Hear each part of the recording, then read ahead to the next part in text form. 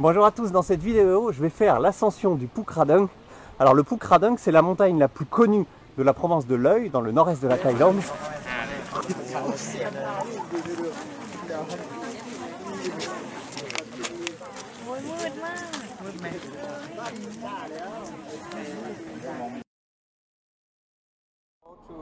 Tomorrow you buy ticket. Ticket this bus. You go to Bukit Ting, Song Chao, Bukit Ting. To the entrance of the park. 20 minutes. 20 minutes. Ok.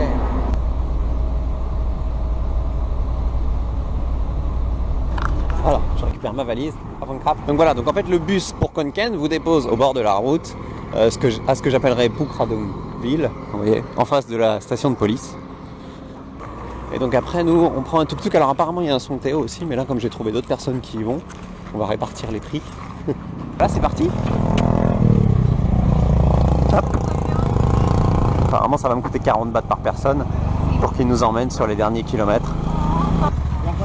Voilà, le Songthaew c'est celui-là.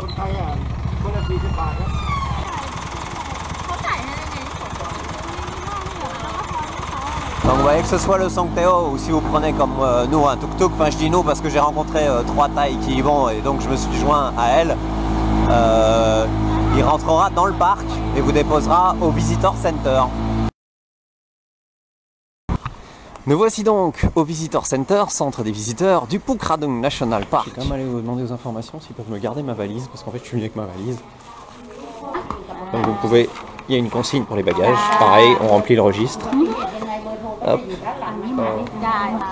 วันที่คุณมารับคืนเอาตัวนี้มาแลกคืนนะคะตอน 4 โมงเย็นถึงยอดเขาระยะทาง 5 กิโลครึ่งนะคะ5 กิโลเมตรจากตรงนี้ถึงที่พักอีก 3 กิโลครึ่งรวมเป็น 9 กิโลเมตรนะคะที่เราต้องเดินนะคะ Donc la consigne c'est gratuit et donc maintenant il n'y a plus qu'à acheter des tickets pour dormir. Ça va les crapes?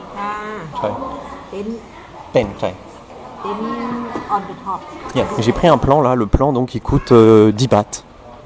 Alors si vous voulez vous faire porter vos bagages, vous pouvez, il y a un service qui propose ça, c'est 30 bahts le kilo.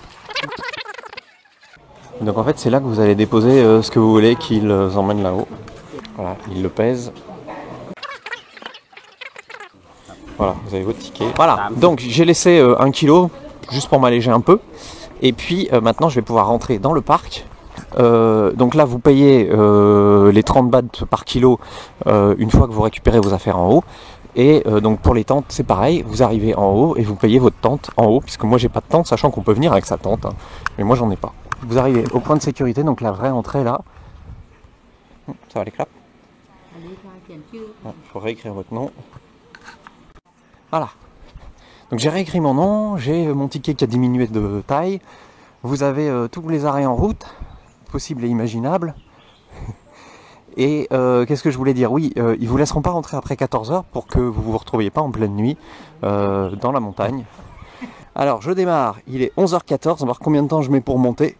Normalement ça met entre 3 et 5 heures, ça dépend de votre condition physique évidemment. Puis ça dépend aussi de si vous prenez votre temps pour profiter un petit peu de la randonnée, des différents points de vue, des différents arrêts, puisque il y a plusieurs arrêts avec à chaque fois des toilettes, des restaurants, etc.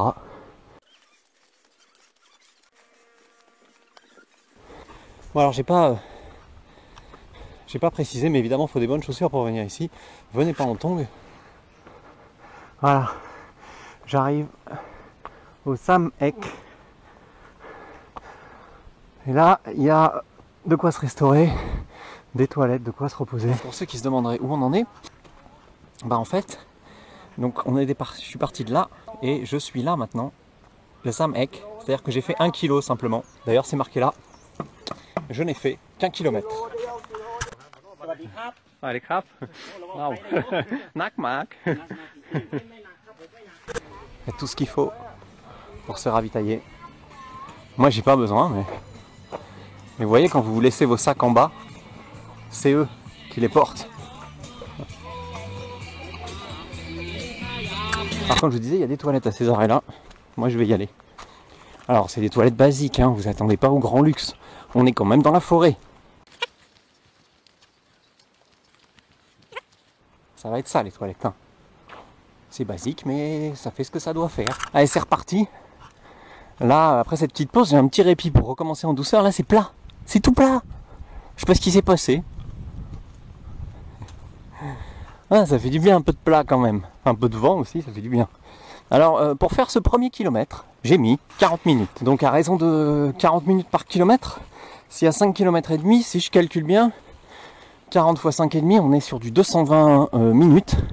Ce qui, ramené en heure, va nous faire un peu moins de 4 heures. Hein, 5 heures, ça nous ferait 3h40 si je garde ce rythme. Après ce petit répit, bah, ça recommence à monter. Hein.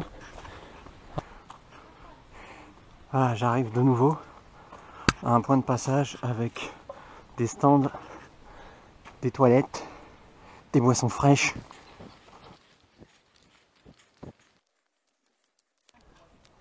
Voilà, j'arrive au Sam Kokwa, passage suivant, point de passage suivant. Ouais, il reste 2 km et demi. Il est 12h55, ça fait 1h40 que je monte. Alors bien sûr, vous pouvez manger, il y a des restaurants. Le prix, c'est en général 50 bahts par plat. Il vous propose aussi de la pastèque, c'est 10 bahts la part.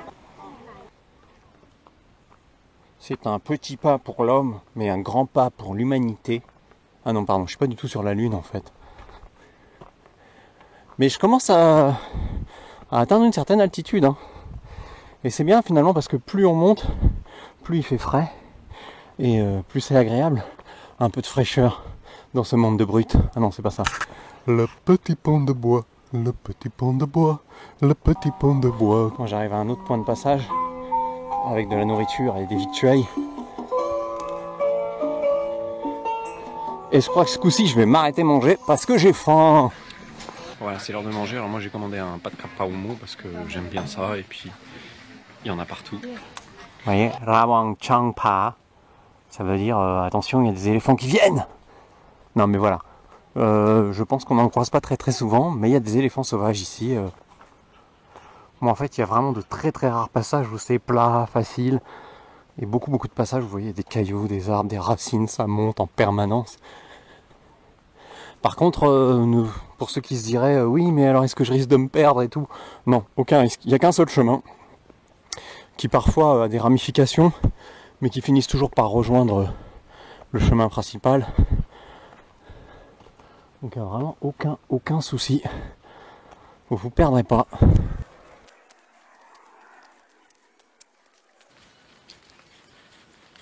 J'avoue qu'il y a quand même un moment où on a quand même hâte que ça se termine. Franchement, la fin, enfin je sais pas si c'est vraiment la fin. Je pense qu'il reste 1 kilomètre, peut-être un peu moins. Mais waouh, pas évident. Voilà, donc juste pour vous dire qu'il faut vraiment être en forme physiquement pour faire cette ascension. Faut pas avoir de problème d'articulation ou de jambes ou de quoi que ce soit. Parce que c'est quand même assez exigeant. Je crois que c'est la première fois de ma vie que je suis aussi content de voir le chiffre 5. Ça veut dire que j'ai fait 5 km et que là, il reste 500 mètres. Bah là, il y a des éclairages avec panneaux solaires là. Ça doit prouver qu'on n'est pas loin d'être arrivé, hein, parce que jusque-là, j'en avais pas vu.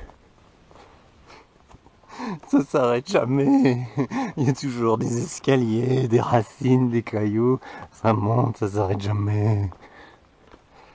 Mais je vais y arriver, hein, je vais y arriver. Là, normalement, je suis sur les dernières centaines de mètres. Je sais pas, les derniers 300 mètres. Franchement, ils ont pas un métier facile. Hein. Je suis pas sûr que ma vidéo va vous encourager à venir ici, hein, je vous le cache pas. Moi, je suis content de l'avoir fait. Je pense que je serai encore plus content demain matin quand je verrai le lever du soleil avec la mer de brume. Mais pas sûr de le refaire une deuxième fois. Hein. Ça s'éclaircit là. Ça y est, j'arrive, je crois. Je crois que ça y est, j'arrive au sommet. Il me semble. Hein. Ça sent bon là. Oh punaise. Je crois que j'y suis. Je l'ai fait.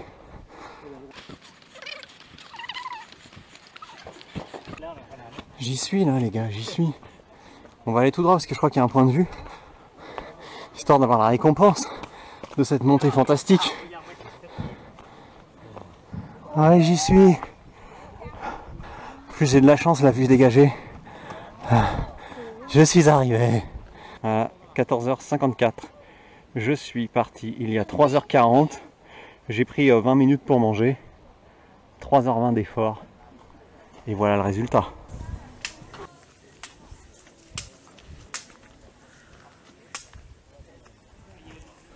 Alors pourquoi tout le monde attend là? Pour avoir sa photo avec le panneau Pukraden Conqueror. Alors quand on arrive en haut, on pourrait se dire youhou, ça y est, c'est fini. Et en fait pas du tout, il reste à peu près 4 km à faire pour rejoindre le camp où il y a les tentes et tout ce qu'il faut pour passer la nuit. Mais bon, c'est 4 km de plat, ça change. Alors les bungalows, le prix d'un bungalow c'est à peu près 1200 bahts. Et une tente, je vais vérifier mais normalement c'est 200 bahts. Qui me demandait si j'allais capter avec mon téléphone et pouvoir continuer éventuellement à gérer mon groupe Facebook, etc. Et ben en fait il n'y a aucun souci parce qu'il y a une antenne. Voilà, donc le Visitor Center il est là. Et donc je vais aller réserver ma tente. Si vous voulez un sac de couchage c'est 30 bahts, un matelas c'est 20 bahts, un oreiller c'est 10 bahts, 50 bahts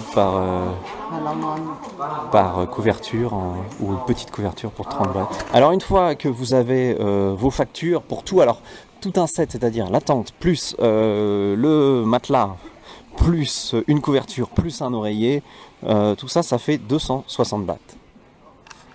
Et donc après, je sais pas où il faut aller avec ça, je pense qu'il faut aller là. Voilà, Tent Supplies, vous allez ici, Tent Supplies, et vous leur donnez ça. Ça les clap. Et voilà, équipé, sac de couchage, matelas, oreiller. Et je suis le monsieur. Il m'emmène à ma tente.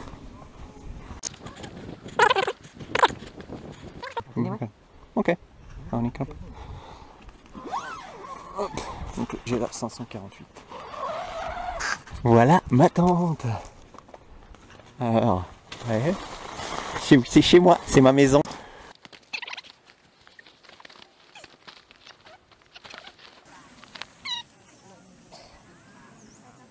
Et les tentes, vous voyez, on a un paquet. Il paraît qu'ils peuvent accueillir jusqu'à 5000 personnes. Vers le fond, pardon, vous avez des restaurants pour vous sustenter. Alors vous inquiétez pas, hein, des tentes, vous en aurez forcément quoi qu'il arrive. Il y en a tellement, pas besoin de réserver les tentes. Et là, vous avez les fameuses cascades dont je vous parlais. Alors je vais pas aller aux cascades, même si on a une, la première qui est qu'à 840 mètres si j'ai bien vu, parce qu'en fait on m'a dit qu'après 16h30 on n'a plus le droit d'y aller, notamment parce qu'il y a des éléphants sauvages dans le coin et qui vont parfois se désaltérer à la cascade. Donc vous avez les lavabos ici pour vous brosser les dents, etc. Et vous avez les toilettes là. Voilà, il y a des douches aussi ici.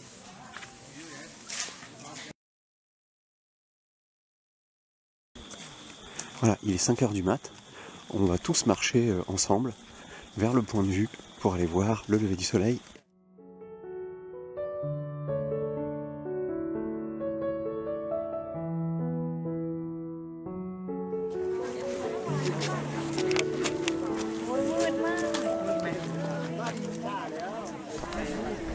Voilà, je viens de me finir la petite balade de santé de 3,5 km entre le camping, enfin le camp et le sommet officiel. Il me reste plus qu'à redescendre.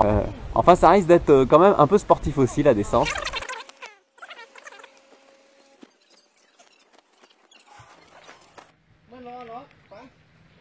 Petite information utile, au Visitor Center donc, du camp de camping, vous avez la possibilité de faire charger vos batteries et téléphones portables, etc. Ça coûte 40 bahts. Au niveau des équipements à avoir pour venir ici, je vous conseille d'avoir des habits chauds, c'est-à-dire une écharpe, un sweat, idéalement avec capuche. Sinon, vous pourrez acheter un petit bonnet très mignon en route, ça coûte 100 bahts. Des chaussettes et puis aussi une lampe de poche, ce sera très utile pour retrouver votre tente dans la nuit. Il y a beaucoup de sommets en Thaïlande où vous pouvez faire la même chose, c'est-à-dire gravir le sommet, dormir dans une tente, profiter du ciel étoilé et puis vous lever tôt pour regarder le lever du soleil. Avec un peu de chance, vous aurez une mer de brume. Je dis bien avec un peu de chance parce que comme vous l'avez vu, moi j'en ai pas eu. J'ai eu un joli lever de soleil mais pas de mer de brume. C'est pas très grave.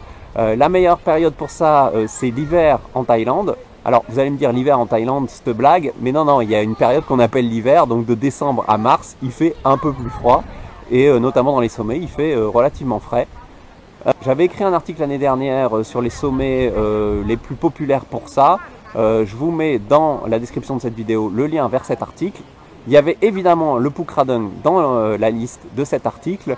J'aurais écrit d'ici à ce que je publie la vidéo un article également qui redécrit en détail tout ce que j'ai fait, comment venir, etc.